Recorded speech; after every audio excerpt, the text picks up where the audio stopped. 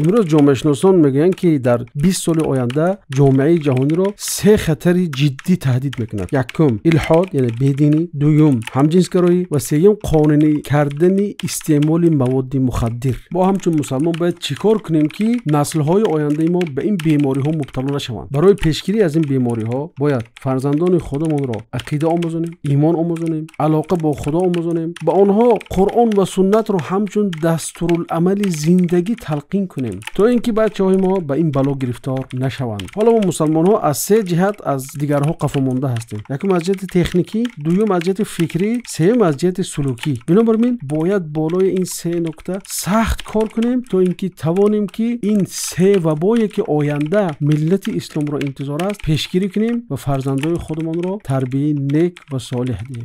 یا ایها الذین آمنوا قوا انفسکم و اهلیکم نارا وقودها الناس والحجارة عليها ملائكة